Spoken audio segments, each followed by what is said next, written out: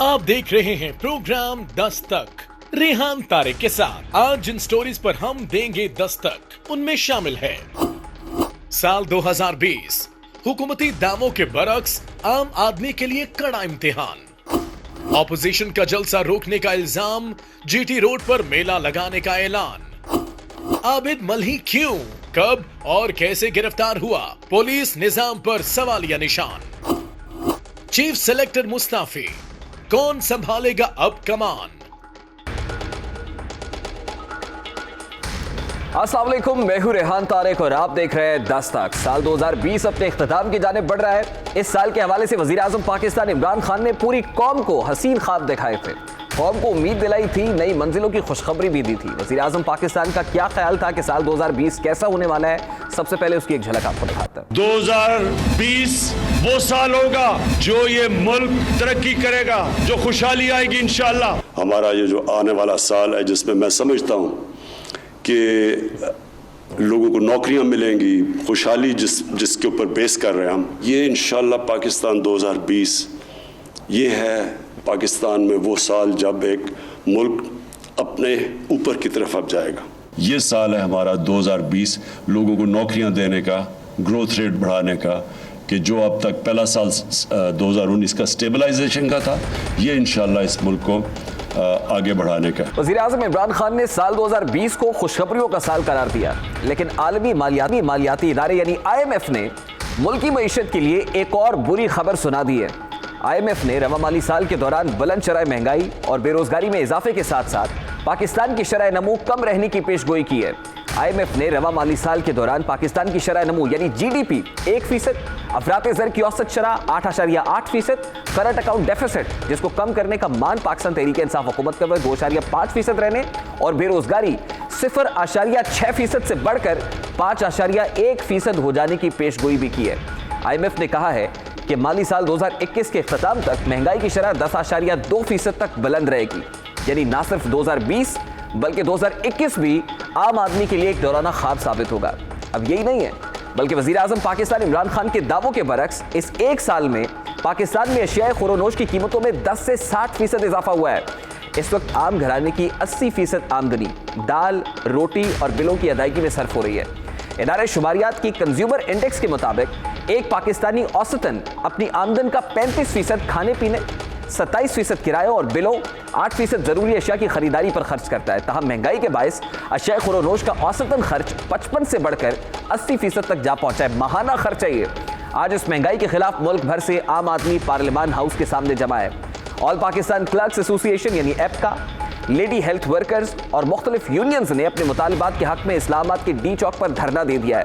मुजाहिरीन एहतजाज के लिए पार्लियामान हाउस जाने लगे तो पुलिस ने उन्हें डी चौक पर रोकने की कोशिश की। ताहम मुजाहिरीन रुकावटें तोड़कर पार्लियामेंट हाउस के सामने पहुंच गए। मुजाहिरीन ने हाथों में प्लेकार्ड्स और बैनर्स उठा रखे हैं जिन पर सर्विस स्ट्रक्चर बदलने, पेंशन, लाइफ इंश्योरेंस देने, तनख्वाहों में इजाफे और फिर इंसदादे पोलियो मुहिम में तहफ़्फ़ुज़ देने के मुतालबात दर्ज हैं। अब ये आम आदमी के मसाइल हैं, ये आम आदमी महंगाई के हाथों मजबूर है, ये आम आदमी वज़ीर आज़म को उनके वादे भी याद दिला रहा है। इस वक्त जो लेडी हेल्थ वर्कर्स का एहतजाज जारी है, धरना दिए बैठी है, वो किस तरह वज़ीर आज़म पाकिस्तान को उन्हीं के वादे याद दिला रही हैं, जरा उसकी एक झलक आपको दिखाते हैं। तुम्हारे पाकिस्तान की बहनें इधर बैठी हुई हैं, तुमने तो कहा था कि 50 बंदे निकले, आज प्रेस क्लब मर्दों से भरा हुआ है और तुम्हारे नाचने वाले डी चौक जहां तुम नाचा करते थे उधर हजारों औरतें बैठी हुई हैं। वज़ीर आज़म पाकिस्तान आम आदमी के मसाइल के हल करने के दावे कर रहे हैं। आज उसी आम आदमी के एहतजाज के पेश नज़र और अपोजिशन की एहतजाजी तहरीक से कबल वज़ीर ख़ारजा, वज़ीर सनत व पैदावार ने भी महंगाई को तस्लीम किया और हल करने के अज़्म का इजहार भी किया है। ज़राई पैदावार में पहले नंबर पर मौजूद सूबे यानी पंजाब के गवर्नर भी हुकूमती नाकामियों का बरमला रहे हैं। खुद हुकूमती वज़रा, हुकूमती टीम किस तरह एतराफ़ कर रही है कि महंगाई हुई है, हुकूमत की मिसमैनेजमेंट है, बैड गवर्नेंस है, वो कैसे एतराफ़ करते हैं, ज़रा उसकी एक झलक भी देख लीजिए। चीनी और आटा की कीमतें जो हैं वो लोगों की पहुंच से बाहर हैं। लोग इस बात पे यकीनी तौर पर परेशान भी हैं और इससे हमारी जो गुड गवर्नेंस हैं इस पे भी सवालात जो हैं वो आने वाले दिनों में जो है प्राइसेस पे कंट्रोल कर लिया जाएगा। वफाकी हुकूमत बिल्कुल कीमतों के इस्तेकाम में संजीदा है। हमें एडमिनिस्ट्रेटिव जो मेजर्स लेने पड़े हम लेंगे ताकि कीमतों में इस्तेहकाम आए। सरकारी मुलाजमीन इस वक्त अयूब चौक के पास मौजूद हैं। वो मुतालबात के हल तक अपनी जगह से पीछे ना हटने का आज़म भी कर रहे हैं। ये आम आदमी है जो अपोजिशन के एहतजाज से कब ली हुकूमत के सामने डट कर खड़ा हो गया है। ये वही आम आदमी है जिसकी आवाज बनने पर वजीर आजम मीडिया को तनकीद का निशाना भी बनाते रहे। वो जब भी कोई मुश्किल वक्त होता है वो कैमरामैन जाके एक माइक पकड़ के लोगों के पास चला जी क्या जी नया किधर है नया पाकिस्तान, तो लोग बुरा भला कहते हैं कि जी महंगाई हो गई, और वाकई महंगाई हुई है, बुरे हालात हैं। वो कहते हैं जी बेरोजगार हैं, किधर है नया पाकिस्तान। ये इसी तरह ही कराची के अंदर मसलन फ्लड आए हुए हैं, तो आप वो बेचारे लोगों के इतना इतना पानी आया हुआ, आप चाहें जी बताइए जी आपके क्या हालात हैं, तो वो कोई तारीफें करेगा। तो जब मुल्क के मुश्किल हालात हैं तो लोगों के लिए मुश्किलात हैं। आज मीडिया इस आम आदमी को लेकर पार्लियामेंट के सामने नहीं पहुंचा है। अब कैमरे और माइक भी इसी आम आदमी के पास नहीं लेकर गया है। ये आम आदमी खुद वजीर आजम तक अपनी आवाज पहुंचाना चाहता है, खुद पार्लियामान हाउस के बाहर मौजूद है। इस आम आदमी का पैगाम क्या है? वजीर आजम मीर रियासत मोहतरम वजीर आजम इस्लामी जमहूरिया पाकिस्तान इमरान खान साहब को एक आम आदमी क्या पैगाम सुना रहा है, हमने उस पर एक रिपोर्ट तैयार की है। वो रिपोर्ट सबसे पहले आपको दिखाते हैं।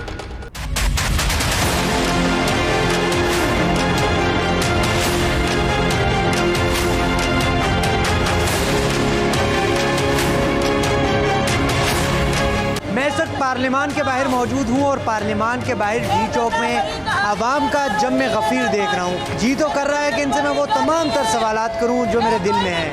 अगर इनसे मैंने पूछा कि क्या ये है तब्दीली, क्या ये है नया पाकिस्तान, तो वज़ीर आज़म इमरान खान साहब बुरा मान जाएंगे। मगर यहाँ पर जो लोग मौजूद हैं मैं इन्हीं से जानता हूँ, अपनी माओ बहनों से जानता हूँ कि ये यहाँ पर क्यों आए, इनके क्या मुतालबात है। आइए इन्हीं से जानते हैं। हम ये सोच के भी इधर आके बैठ गए हैं कि शायद हमारी आवाज़ उन तक पहुंच जाए। मैंने करप्शन के खिलाफ अपने डिपार्टमेंट में आवाज़ उठाई थी, जिसके नतीजे में मुझे अपनी जॉब खोना पड़ी, मुझे जॉब से निकाल दिया गया। तो यही हालात है कि यहाँ पे कोई किसी का सुनने वाला नहीं है। हमें हमारी जो महरूमियाँ हैं 26 साल से, हमारे बहुत से मुलाजमीन ऐसे हैं कि जो 26 साल करके रिटायर हो चुके हैं, उनको कुछ नहीं मिला है, उनको कोई बेनिफिट, कोई पेंशन, कोई ग्रेजुटी कुछ नहीं मिला।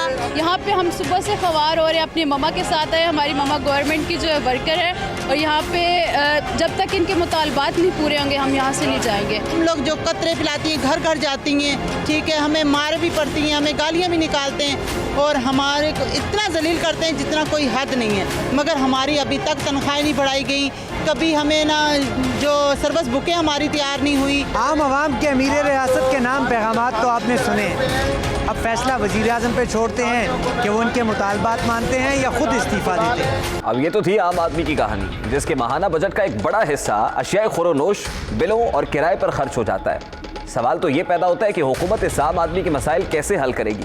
वज़ीर आज़म आम आदमी के मसाइल हल करने में किस हद तक संजीदा हैं?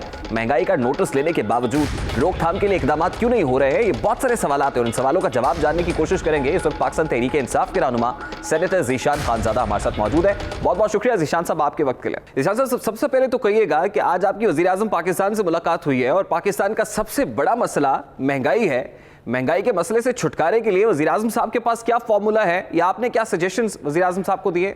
देखिए, सबसे पहले तो मैं ये ज़रूर कहना चाहूँगा कि ये महंगाई या जो फूड इन्फ्लेशन जिसको कहा जाता है, तो ये एक टेम्परेरी सिचुएशन है ये, और ये इस मुल्क में पहली बार नहीं हुआ।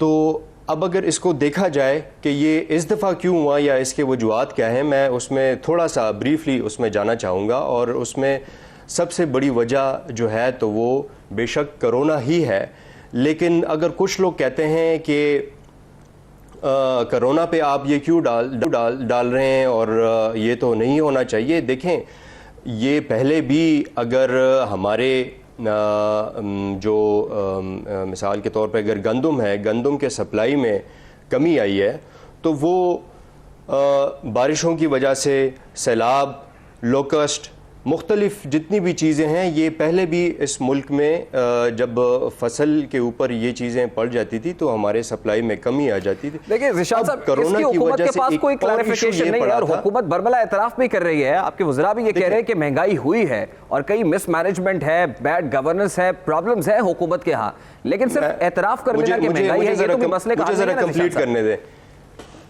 देखें मुझे ज़रा कंप्लीट करने दें। देखें, ये चीज़ें जो हैं, ये सैलाब और ये चीज़ें इस मुल्क में पहले भी आई हैं। अब इसमें इशू ये आया है कि जब बीच में कोरोना मार्च और अप्रैल का जो महीना था, तो उसमें बेसिकली आपको ये रिपोर्टिंग भी मिलती है कि आपके फसल में कितनी कमी आई है।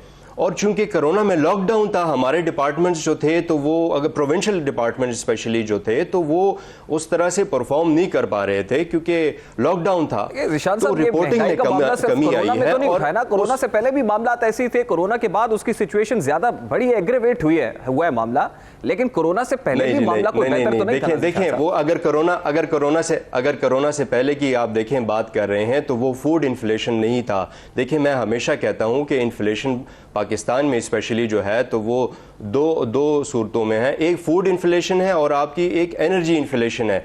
एनर्जी की वजह से या बिजली की कीमतें आप कह लें, पेट्रोल की कीमतें कह लें, उनकी वजह से जो ज़रूरी अशिया के कीमतों में जो इजाफा आता है, तो वो एक अलग चीज़ है। और वो चीज़ें हम बार बार यही कहते हैं कि वो तो पीटीआई की वजह से नहीं है। फूड इन्फ्लेशन इस वक्त 33% पर जा पहुंची है सर। फूड इन्फ्लेशन पहले भी थी, फूड इन्फ्लेशन अब भी है, और फूड इन्फ्लेशन का ताल्लुक एक कॉमनर के साथ है। और शायद यही वजह है कि आज लेडी हेल्थ वर्कर्स भी एहतजाजन सड़कों पर हैं, आज पेंशनर्स भी सड़कों पर हैं, सरकारी मुलाजमीन भी वफाकी दारुल हुकूमत में बैठे हुए हैं, पार्लियामान हाउस के बाहर धरना दिए बैठे हुए हैं।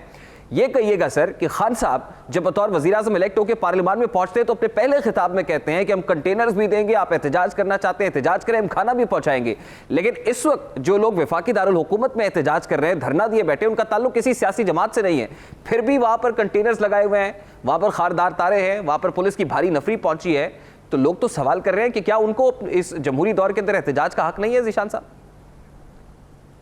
देखिए, मैं ये नहीं कह रहा, जमहूरी हक हर किसी को है, वो बिल्कुल अगर किसी ने एहतजाज करना है। और मैं इस चीज़ से भी इनकार नहीं कर रहा कि इस टाइम पे जो है तो अशियाओं की चीज़ें काफ़ी ऊपर, कीमतें ऊपर चली गई हैं। और अभी आपने हमाद अजहर साहब का प्रेस कॉन्फ्रेंस भी सुना होगा, उन्होंने यही कहा है कि चीनी में तो कम से कम 15 रुपए महीने की बात कर रहे हैं कि एक महीने में फ़र्क आएगा।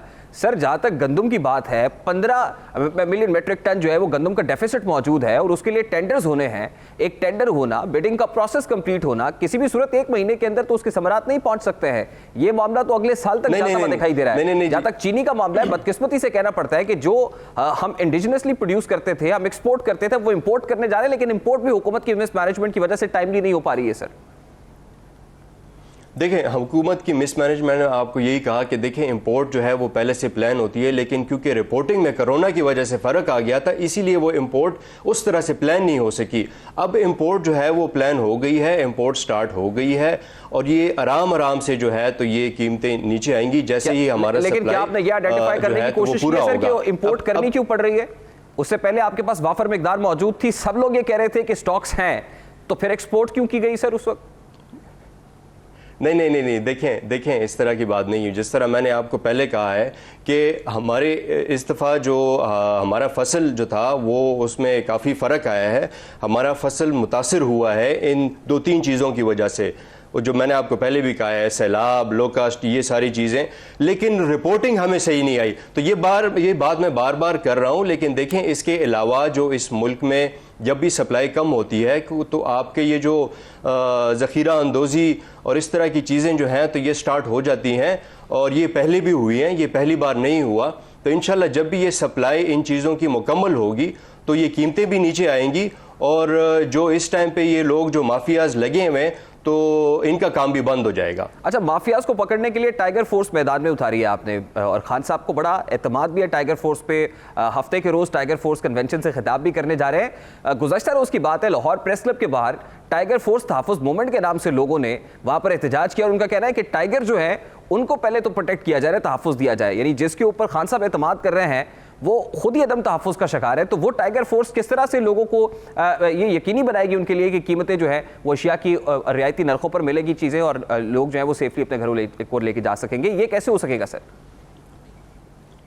देखें, टाइगर फोर्स के बारे में लोग जो भी कहें, टाइगर फोर्स जो है तो वो बेसिकली एक अवामी फ़ोर्स है, और वो निचले सतह पे जो है तो ये इन सारी चीज़ों पे नज़र रखना, और इसके लिए एक स्पेशली पोर्टल बनाया गया है ताकि वो रिपोर्टिंग कर सके उन सरकारी इदारों को कि अगर कहीं मिसमैनेजमेंट हो रही है। लेकिन ये सिर्फ एक ही इकदाम नहीं है जो कि इस नहीं, लेकिन वो माफियाज जिनको आप कह रहे हैं हुकूमत नहीं पकड़ सकी है, इसके अलावा और माफियाज हैं, उनको अब टाइगर फोर्स पकड़ेगी? नहीं, देखें, टाइगर फोर्स का बिल्कुल भी ये काम नहीं है कि किसी को पकड़ दकड़ और इस चक्कर, ये टाइगर फोर्स का काम ही नहीं है। टाइगर फोर्स सिर्फ एक इंफॉर्मेशन पोर्टल के ज़रिए जो है तो वो काम करेंगी, वो इंफॉर्मेशन देगी हुकूमत को, और बाकी जितने भी इदारे हैं जिन्होंने उसके ऊपर काम करना है, अगर किसी ने पकड़ना है किसी को, उसके लिए पुलिस है या जो भी इदारे हैं वो अपना काम उसी तरह से करेंगे। लेकिन ये खान साहब ने एक एडिशनल आप कह लें एक लेयर दे दिया है, और जो कि किसी और पार्टी के पास अवेलेबल नहीं है या किसी और लीडर के पास अवेलेबल नहीं था, क्योंकि अभी भी लोगों को खान साहब के ऊपर एतमाद है और वो उनके साथ चलना चाहते हैं। वो इस मुल्क में जो भी बेहतरी लानी है तो लोग खान साहब के साथ हैं। और खान साहब इंशाल्लाह ताला हर जगह पे ये करना चाहते हैं। इस वक्त पीएमसी के लोग भी इस्लामाबाद में हैं, इस वक्त लेडी हेल्थ वर्कर्स भी वहाँ पर हैं, पेंशनर्स भी जिनको पेंशन नहीं मिल रही वो भी वहाँ पर मौजूद हैं। उनसे मुज़ाकरात के लिए भी तक कोई हुकूमती नुमाइंदा वहाँ पर नहीं पहुँचता है, उनको इंगेज नहीं किया जा रहा है, उनके मुतालिबात नहीं सुने जा रहे हैं। तो ये तो पहले भी होता रहा है, इन लोगों के मसाइल रहे हैं, लेकिन अब तो तब्दीली सरकार है ना सर, अब तो वो तवक्को करते हैं कि कोई आएगा और उनके दुखों का मदावा करेगा। देखें, पेंशन्स और इन चीज़ों के ऊपर सैलरीज़ जो हैं आपको पता है पहले भी पिछले बजट में भी उसमें कोई इंक्रीज़ नहीं आया था, क्योंकि खान साहब जब वो ऑस्टेरिटी मेजर्स की बात करते हैं तो वो हर लेवल पे बात करते हैं। इस वक्त जो हमारे मुल्क के हालात हैं, इकॉनमी के, हमारे ख़जाने के, तो उसमें बड़ा देखना पड़ता है कि किधर हम लेकिन जिशान साहब, सेफ्टी नेट इन लोगों को मुहैया करना ये रियासत की रिस्पॉन्सिबिलिटी है सर, इन लोगों को। बिल्कुल है, लेकिन अगर रियासत में जो पिछले जो हुक्मरान थे, अगर उन्होंने ख़जाने में कुछ छोड़ के गए हों तो हमारी हुकूमत जो है तो उनको वो रिलीफ थे ना, वो तो कुछ छोड़ के ही नहीं गए हैं। वो तो $50 बिलियन का पहले साल में तो ठीक था, लोन जो उन्होंने अपने टाइम पे लिया था, कहती थी उस वक्त तो अच्छा लगता था, लेकिन 2.5 साल हो गए आपकी हुकूमत को सर। अब अगर आप ये कहें कि पहले वालों की वजह से हो रहा है, मैं तो यही कहता हूँ ना, अब हाँ जी, अब देखें ना, अब उन्होंने अगर $50 बिलियन का लोन लिया है और उसमें से उन्होंने आधा भी वापस नहीं किया। ठीक है, बहुत बहुत शुक्रिया आपके वक्त के लिए। पाकिस्तान तहरीक इंसाफ के रहनुमा सेनेटर ज़ीशान खानज़ादा हमारे साथ मौजूद थे। गुफ्तगू आपने सुनी। एक ब्रेक लेंगे और ब्रेक के बाद जब वापस आएंगे तो फिर बात करेंगे कि ऑपोजिशन का पंडाल जीटी रोड पर क्यों सजेगा। पहले गुजरावाला स्टेडियम की बात हो रही थी, लेकिन जीटी रोड पर क्यों जा रहे हैं, इस मामले को उठाएंगे इस ब्रेक के बाद हमारे साथ।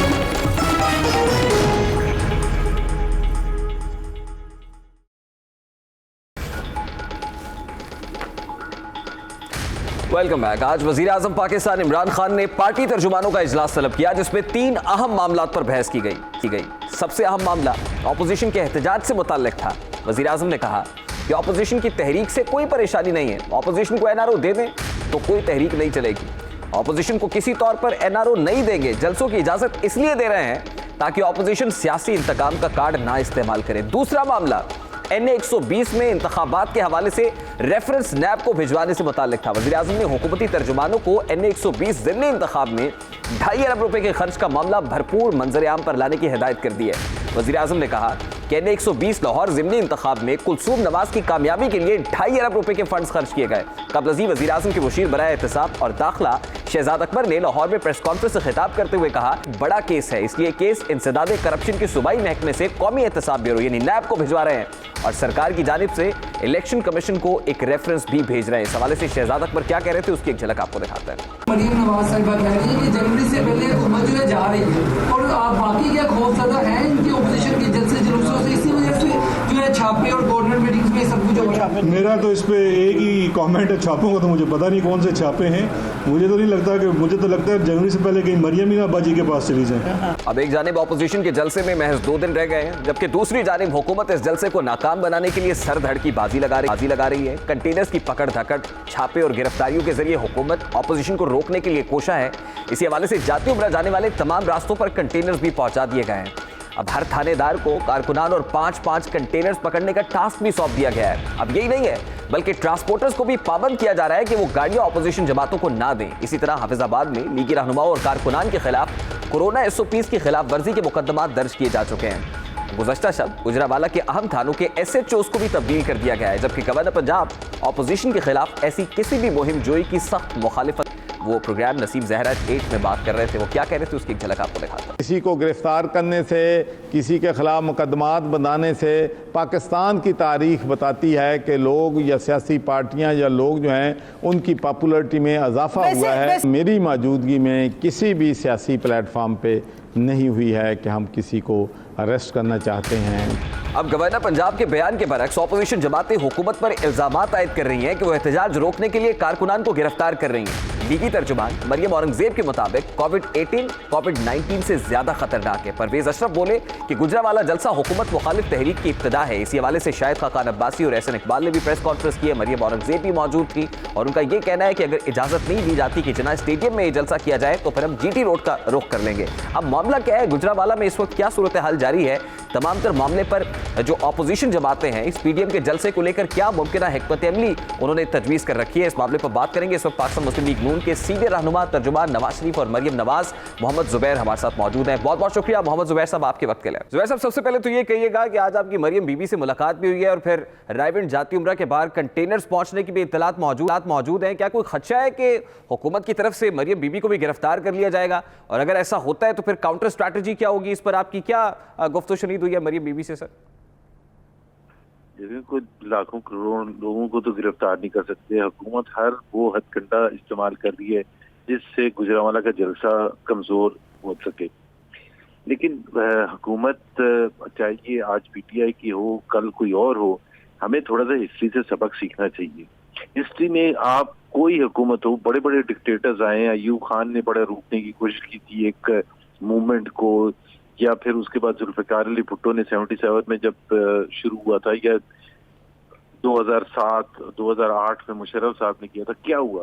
बिल्कुल नहीं रुक सकते जब अवाम इतनी बढ़ चढ़ के आएंगे सामने, और अवाम तंग है। अवाम दो वजह से तंग है, एक तो ये वोट के बेसिस पर आई नहीं, एक अनकॉन्स्टिट्यूशनल इलीगल हुकूमत है। दूसरी चीज जो है, जो 2 साल की इनकी परफॉर्मेंस है वो इतनी खराब है कि उसकी वजह से कोई एक चीज भी आज अगर सही पिछले 2 साल में खराब से खराब पर ना हो, जो चाहे वो महंगाई है वो इतनी बढ़ गई है, गुर्बत बढ़ गई है, बेरोजगारी बढ़ गई है, तो किस तरह से आप रोक सकते हैं इतने इस बड़े मजमे को इस किस्म के हथकंडे करके डरा धमका के? जुबैर साहब, आप तवक्को कर रहे हो और मरियम बीबी का भी, क्योंकि वो स्टेटेड पोजीशन ये है कि जनवरी से पहले हुकूमत चली जाएगी, लेकिन मैं देख रहा हूँ कि हुकूमत की तरफ से भी कुछ वज़रा के बयानात भी आ रहे हैं कि हुकूमत तो नहीं जाएगी लेकिन जनवरी तक मियाँ साहब वापस आ रहे हैं। देखिए, हमने हमेशा से कहा है कि एक तो मियाँ साहब वहाँ लंदन में इसलिए नहीं बैठे कि वो डर खौफ से बैठे हुए, उन्होंने इतने क्रेडेंशियल्स अपने कायम कर दिए हैं कि वो मुजाहरा भी किया पिछले 30 साल की उनकी जद्दोजहद जो है, कि जब उनको मुश्किल तरीन वक्त था अपनी बीवी को छोड़ के आने का, जो कि बिल्कुल उनकी इतनी तबीयत खराब थी, तो वो आज भी आ जाते।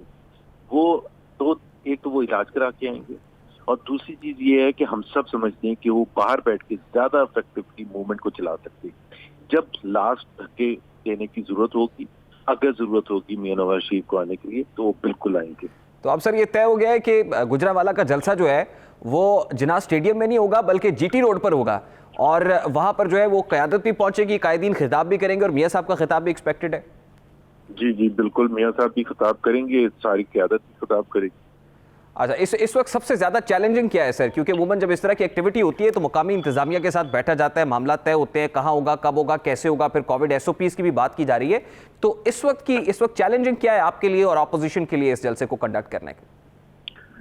देखिए, बिल्कुल हमें कोविड का ख्याल है। एक तो हुकूमत जो है ना, ये कोविड को डराने के लिए आज से 15 दिन पहले तो सब खत्म हो गया और दुनिया एडवाइज कर रही है। अब जब हमने जलसे का ऐलान किया और लोगों ने सड़कों पर आने का फैसला किया, तो उस वक्त से कोविड याद आ गई इनको कि कोविड फैल जाएगा। अल्लाह का शुक्र है, हमने तमाम वो चीजें की हैं जिससे हम इंश्योर करेंगे कि कम से कम उस तरह से वो, लेकिन इतने जमे खबीर जब बाहर निकलेगा तो बहुत ज्यादा मुश्किल होगा कि उसको आप रोक सकें। प्रैक्टिकली मुमकिन दिखाई नहीं देता कि कोविड SOPs के तहत लोग इकट्ठे और वहां पर जलसा हो, और फिर पॉलिटिकल एक्टिविटी कैसे कोविड SOPs के साथ हो सकती है सर? तो बहुत ज्यादा मुश्किल नहीं हो जाएगा? और खुदा ना खास्ता अगर पहला ही जलसा है और फिर पता चलता है कि इन्फेक्शन रेट बहुत बढ़ गया है और केसेस सामने आना शुरू हो गए, तो फिर कैसे PDM मूवमेंट आगे चलेगी सर? टल जाएगी, आप फिक्र नहीं करें, जल्दी तक हम काम कर देंगे। अच्छा, 3 महीने। आपको ये लग रहा है कि उससे पहले काम हो जाएगा? देखिए, मैं आपको फैक्ट बता रहा हूँ, हमने जब ऐलान किया था 20 सितंबर को APC के प्लेटफॉर्म से, हमें नहीं इतनी अच्छी उम्मीद थी दो फ्रंट्स पर। एक तो ये हुकूमत ने हमारा आधा काम तो कर दिया अपनी घबराहट शो करके। जिस तरह से वो घबरा रहे हैं उस तरह से उन्होंने पॉलिटिकल टेम्परेचर खुद वहां लेके चले गए, जो ऑपोजिशन हमेशा चाहती है कि ये पॉलिटिकल टेम्परेचर बहुत हाई। दूसरी चीज ये है कि लोगों ने, वर्कर्स ने, खासतौर पर PMLN के वर्कर्स ने जो जोशो खरोश दिखाया है, जो उनका पैशन आज है, और वो इस वजह से है कि उनकी जो लीडर है मरियम नवाज शरीफ, वो सबके सामने खड़ी है। उन मरियम नवाज से वर्कर्स को वो उम्मीदें हैं जो रेयरली पाकिस्तान की तारीख पे कम हुआ होगा। एक निडर, एक नहत्ती औरत जब अपना सब कुछ कुर्बान करने के लिए तैयार है और वो बाहर निकलने के लिए तैयार है, ये एक वर्कर्स जो हैं वो फिर क्यों नहीं उसके पीछे चलेंगे?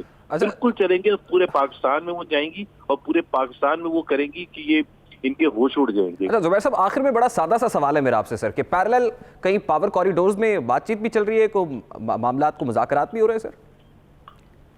कोई मुज़ाकरात नहीं हो रही, कोई मुज़ाकरात नहीं हो रही। किससे मुज़ाकरात? इमरान खान से? सर मैं पावर कॉरिडोर्स की बात कर रहा हूँ। आपको भी पता है पावर कॉरिडोर्स है, तो नहीं कोई किस चीज के लिए बात करेगी? हमें कोई रिलीफ नहीं चाहिए, हमें कोई स्पेशल फेवर नहीं चाहिए, हमें सिर्फ इंसाफ चाहिए, और वो इंसाफ हम खुद हासिल कर सकते हैं कोर्ट कचहरी से। हमें चाहे वो हाई कोर्ट है, चाहे वो सुप्रीम कोर्ट है, हम सिर्फ ये कहते हैं कि तमाम जो इदारे हैं वो न्यूट्रल होकर बैठ जाए, अपना अपना काम करें। हम फेस करने के लिए तैयार है नैब को, हम फेस करने के लिए तैयार है कोर्ट कचहरी को, मीडिया को, जो भी, और इमरान खान की हुकूमत को। ठीक है, बहुत बहुत शुक्रिया आपके वक्त के लिए। पाकिस्तान मुस्लिम लीग नून के सीनियर रहनुमा मोहम्मद जुबैर हमारे साथ मौजूद थे, उनकी गुफ्तगू आपने सुनी। एक ब्रेक लेंगे और ब्रेक के बाद जब वापस आएंगे तो फिर बात करेंगे कि पंजाब पुलिस स्टेट क्यों बन गया है। इस मामले को उठाएंगे इस ब्रेक के बाद। हमारे साथ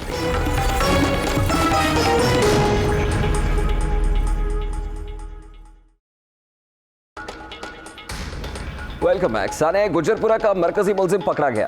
अब मुलजिम गिरफ्तार हुआ या फिर उसने गिरफ्तारी दी, इस मामले पर लाहौर पुलिस ताहाल अवाम को मुतमईन नहीं कर सकी है। उधर आज chief justice Lahore high court Qasim Khan ने रिमार्क्स दिए हैं कि एक मुलजिम की गिरफ्तारी पर पुलिस का इनाम देना हैरान कुन है। मुलजिम पकड़ना पुलिस की जिम्मेदारी है, इस पर इनाम कैसा? उन्होंने रिमार्क्स दिए कि अब पुलिस अफसर इनाम का इंतजार करें फिर मुलजिम पकड़े। जस्टिस कासिम खान का मजीद कहना था कि यह पंजाब हुकूमत ने नया तरीका ढूंढ लिया है कि अब पुलिस का काम मुलजिमान को पकड़ना नहीं है। पुलिस एहलकार अगर मुलजिमान को नहीं पकड़ेंगे तो फिर क्या करेंगे? Chief justice Lahore high court का कहना था कि मुलजिम पकड़ा नहीं जाता और पुलिस वाले कब्जे कर रहे हैं। ये बताएं कि पुलिस ने कब्जा किस तरह किया है। पुलिस की अंधेर नगरी है, पुलिस कानून की खिलाफ वर्जी करेगी तो वर्दियां उतरवाकर घर भेज दूंगा। अदालत के रिमार्क्स अहम है। गुज़श्ता रोज जब मुलजिम आबिद मलिक को गिरफ्तार किया गया तो IG पंजाब ने बहुत फखरिया अंदाज में पुलिस एहलकारों को इनाम देने का ऐलान किया था, मगर इस हवाले से जब आज अदालत में आने वाले इंस्पेक्टर जनरल से IG पंजाब से सहाफियों ने सवाल किया तो इनाम गनी बगैर किसी सवाल का जवाब दिए वहां से चले गए।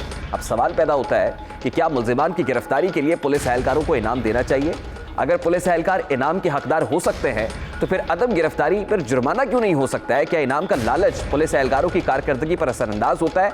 इन तमाम तर सवालों का जवाब जानने की कोशिश करेंगे। इस वक्त साबिक IG इस्लामाबाद ताहिर आलम खान हमारे साथ मौजूद है। बहुत बहुत शुक्रिया ताहिर आलम खान साहब आपके वक्त के लिए। सबसे पहले तो सर ये कहिएगा कि साने गुजरपुरा ज्यादती केस का मरकजी मुलजिम जो आबिद मली है उसको गिरफ्तार किया गया है, लेकिन जिस तरह ये मामला हुआ है इसके बाद मजीद शकूक व शुबहात भी जन्म लेते हैं। आपको पता है कि जिस वक्त ये हुआ उस वक्त भी पुलिस कंफ्यूजन का शिकार रही, अब जबकि ये अरेस्ट हो चुकी है तो इस वक्त भी कुछ शकूक व शुबहात है कि क्या पुलिस ने उसको गिरफ्तार किया है या आबिद मली ने खुद सरेंडर किया है, क्योंकि आबिद मली के वालिद का एक बयान भी सामने आ गया है। तो आपका एक्सपीरियंस क्या कहता है सर, ये प्रोसेस कैसे चला होगा और पुलिस की कारकर्दगी को कैसे देखते हैं आप?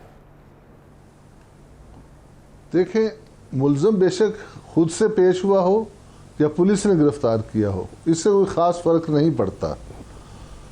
जाहिर है पुलिस ने मुलजिम का नातका दम में कर रखा था, उसके लिए कोई ठिकाना नहीं रह गया था, उसके पास डेफिनेटली माशी मामलात भी होंगे, उसके घर के अजीज़ो कारब भी पकड़े हुए थे, वो जिस जगह जाता था पुलिस रेड करती थी।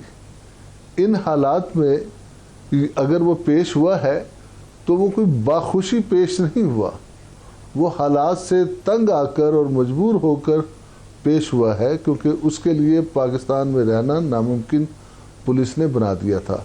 तो ये दोनों सूरतों में पुलिस की एफर्ट्स ही समझी जाएगी, चाहे क्योंकि आबिद मल्ही पाकिस्तान का मोस्ट वांटेड मुल्जिम बना हुआ था, जिसको यकीनन पुलिस भी पकड़ना चाह रही थी, जिसके पीछे जो है वो डिफरेंट इदारे भी लगे हुए थे। आप ठीक कह रहे हैं कि नाटका तो बंद किया हुआ था, लेकिन आपको नहीं लगता कि क्योंकि पंजाब हुकूमत ने 50 लाख रुपए का इनाम का ऐलान भी कर रखा था, तो अमूमन ये जो प्राइज मनी है वो किसको दी जाती है? क्योंकि पब्लिकली अनाउंस किया गया था, आबिद के वालिद भी कह रहे हैं कि उन्होंने अपना किरदार अदा किया है। उसूली तौर पर अब ये 50 लाख रुपए किस में डिस्ट्रीब्यूट होने चाहिए ताहिर आलम साहब? मेरा ख्याल है इसमें सबसे बड़ा शेयर जो है वो तो इन्फार्मर का होना चाहिए। उसके बाद जिन लोगों ने इन्फार्मर को हायर किया, अरेंज किया, उसकी खिदमात ली, एफर्ट्स की पकड़ने की, उनको हिस्सा मिलना चाहिए, जिसका फैसला आईजी या सीसीपीओ साहब कर सकते हैं कि किसको कितनी रकम दी जाए। तो इस केस में इन्फॉर्मर आबिद का वालिद अकबर अली होगा सर, जिसका स्टेटमेंट भी मंजर आम पर आया है, या आपको लगता है कि फिर पुलिस ऐसे में छुपाने की कोशिश करेगी, क्योंकि पुलिस की परफॉर्मेंस जो है वो भी बहुत बैकफुट पे चली जाएगी और प्राइस मनी भी इन्वॉल्व है, तो ऐसे में क्या पुलिस ऐसा भी करती है सर? ऐसा कभी नहीं हुआ कि पुलिस ने इन्फार्मर के घर वालों को या कोई इनाम दिया हो। पुलिस में इनाम का जो रिवाज है ये बहुत कम है, अगर से ये रिवाज है, लेकिन इसमें बहुत माइनर क्वांटिटी में इनाम दिया जाता है। इस केस में ज़्यादा रिवार्ड अनाउंस करने की बुनियादी वजह ये भी मेरा ख्याल होगी ताकि लोग भी और पुलिस वाले भी दिलचस्पी लें, इनाम की वजह से दिलचस्पी लें, लोग दिलचस्पी लें कि हम इतला देंगे तो हमें रकम मिलेगी। शायद ये जज्बा पेश नज़र था ये रिवार्ड मुकर्रर करने के लिए। बाकी हाई कोर्ट ने इस मामले में कुछ नोटिस लिया है, तो मेरा ख्याल है कि देखिए ना, लाहौर हाई कोर्ट के चीफ जस्टिस के रिमार्क्स इस हवाले से ये है कि मुल्जिम को पकड़ना पुलिस की रिस्पांसिबिलिटी है, तो फिर इसमें इनाम कैसा? क्योंकि जैसे आप दिलचस्पी की बात कर रहे हैं, तो पुलिस की तो रिस्पांसिबिलिटी होनी चाहिए और उनको अपनी ड्यूटी जो है वो रिस्पांसिबली अदा करनी चाहिए, मुल्जिम को पकड़ना चाहिए। सर मैं 100% chief justice Lahore high court के रिमार्क से मुत्फिक हूँ, लेकिन इदारों में मुलाजमीन की हौसला अफजाई करने के लिए और एक मिसाल कायम करने के लिए कि जो ज़्यादा बेहतर काम करेगा, जो बढ़कर काम करेगा, उसको रिवार्ड भी दिया जाएगा। और आप देख लें कि रिवार्ड हमारी नेशनल सेरेमनी भी होती है रिवार्ड की, जिसमें मुख्तलिफ़ किस्म के तगमे मिलते हैं जुर्रत पर, कोशिश करने पर। तो ये बहरहाल मैं इस पर ज़्यादा कमेंट्स नहीं करूँगा। नहीं सर, आपको नहीं लगता कि चीफ मिनिस्टर पंजाब की तरफ से जो प्राइस मनी जिसका अनाउंसमेंट किया गया कि पुलिस में तफ्तीशी टीम में 50 लाख रुपए डिस्ट्रीब्यूट किए जाएंगे, इसको रिविजिट करना चाहिए है और देखना चाहिए कि इसकी इक्वल डिस्ट्रीब्यूशन कैसी होगी और किसको इन्फॉर्मर का इसमें कितना शेयर बनता है? आपको लगता है रिविजिट करने की जरूरत है इस फैसले को? जी, मेरा ख्याल है सबसे पहले तो हमें चीफ जस्टिस साहब अगर कोई इस बारे में फ़ैसला करते हैं तो उस फैसले का एहतराम करते हुए अगर वो ख़त्म कर देते हैं तो फिर ये ख़त्म करना होगा, और अगर वो कोई ख़ुद से कोई फ़ैसला करते हैं और इजाज़त देते हैं और पुलिस को इख्तियार देते हैं तो पुलिस को एक कमेटी बना के उस कमेटी के सुपुर्द करना चाहिए कि वो इस चीज़ का जायज़ा ले कि इतना एक माह 9-10 दिन किसने कितनी स्ट्रगल की। ठीक है, बहुत बहुत शुक्रिया ताहिर आलम खान साहब आपके वक्त के लिए। साबिक आईजी इस्लामाबाद ताहिर आलम खान हमारे साथ मौजूद थे। गुफ्तगू आपने सुनी। एक ब्रेक लेंगे, जिसके बाद बात करेंगे कि चीफ सेलेक्टर मिसबाहुल हक ने इस्तीफा क्यों दिया। इस मामले को उठाएंगे इस ब्रेक के बाद हमारे साथ।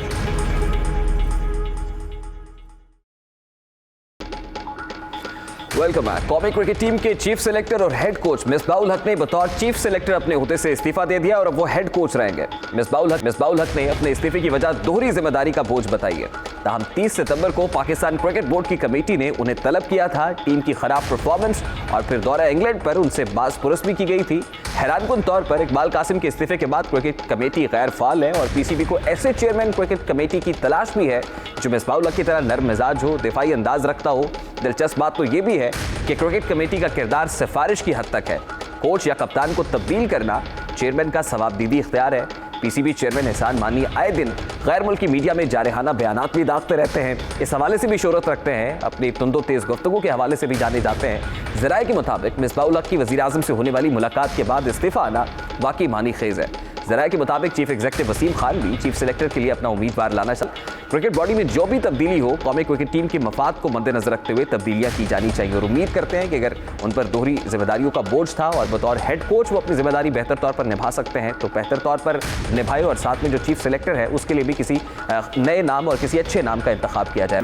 क्लियरली कहा है कि ऐसी कोई चीज़ नहीं है। और जहाँ तक आप जिम्बाब्वे की बात कर रहे हैं 30 नवंबर तक मैं हूँ और ये जो 2 टीमें हैं ये सिलेक्ट करूँगा। जो नया चीफ सेलेक्टर आएगा वो 1 दिसंबर से काम करेगा और उसके पास टाइम भी है।